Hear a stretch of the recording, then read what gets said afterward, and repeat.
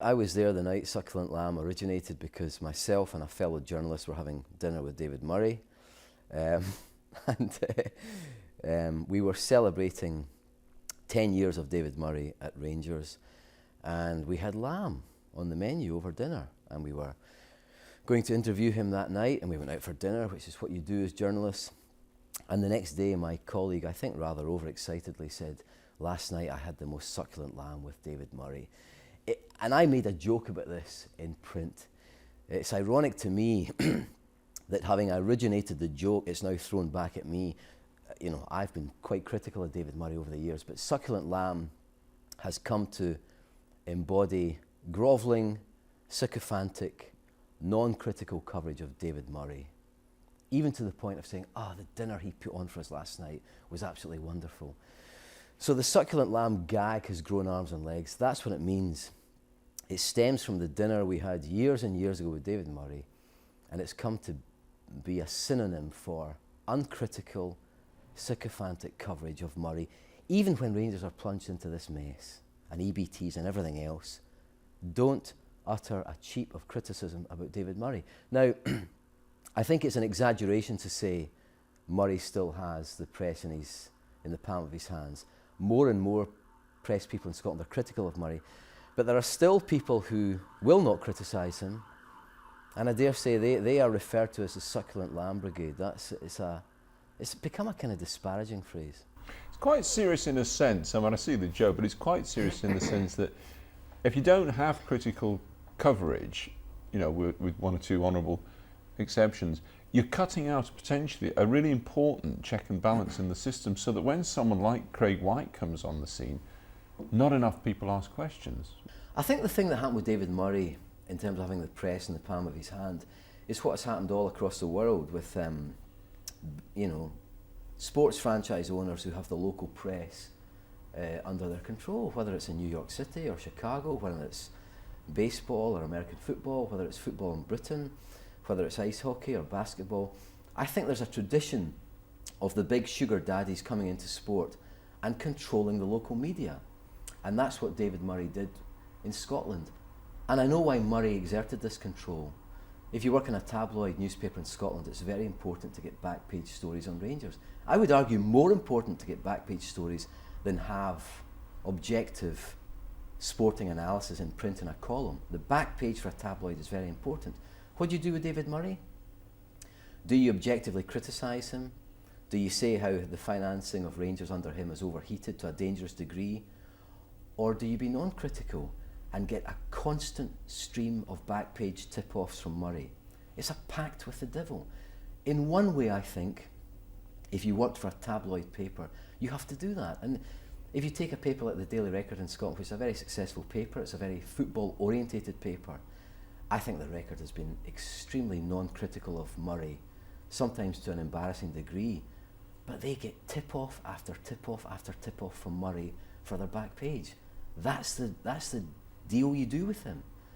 And I don't think that's different from any other sugar daddy, any other sporting franchise. It happens all the world over. Don't criticise the guy and he'll feed us. That's the deal. And so when Craig White comes on the scene, well, nobody asks questions.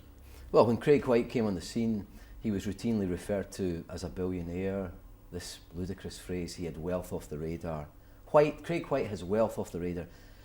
We now know he doesn't have a pot to pee in, as they say, but he was described routinely as having wealth off the radar, as being a billionaire, as having this, as having that. It was all a lot of nonsense.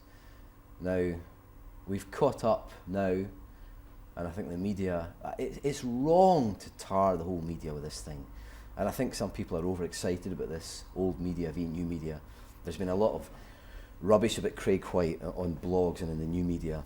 But the traditional media, yes, to a degree, were guilty of being uncritical of White, of not scrutinising White, of not seeing what he was about, of not seeing the sham element about him.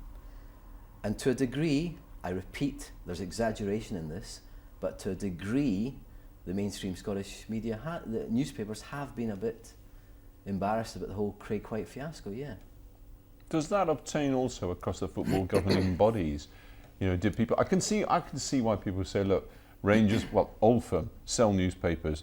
They give you a radio audience. They sell. Well, they bring people to television news here. Of course, they're huge. I can see why people wouldn't want to rock that boat.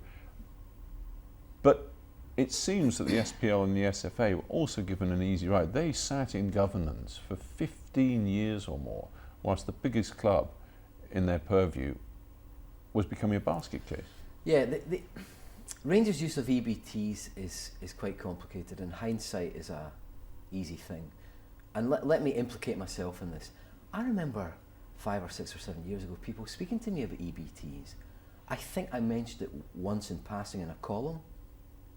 I think it was mentioned in the sports pages that Rangers, like other clubs, used employee benefit trusts, but none of us thought anything of it, partly because the business community said, yeah, EBTs are fine.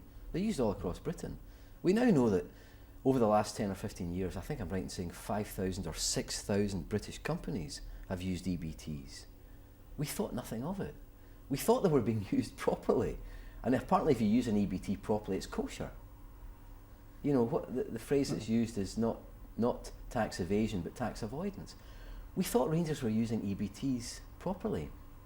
So in one way, and I'm happy to implicate myself, and I'm trying to be self-critical about the media that I'm a part of, we thought nothing of it. And I think the SFA and the SPL thought the same. I think they thought, well, there's this story about Rangers using EBTs. We think it's kosher. We presume they're doing it properly. We presume David Murray, a respected Scottish entrepreneur, now Sir David Murray, we presume he's doing it properly. Now, the EBT tribunal has not declared yet. I suspect it's going to find Rangers guilty, and I think Rangers are going to be clobbered over this. But a lot of us who knew about EBTs, even in passing, we thought they were being used properly. And that's why I think people turned a blind eye to it. Sure.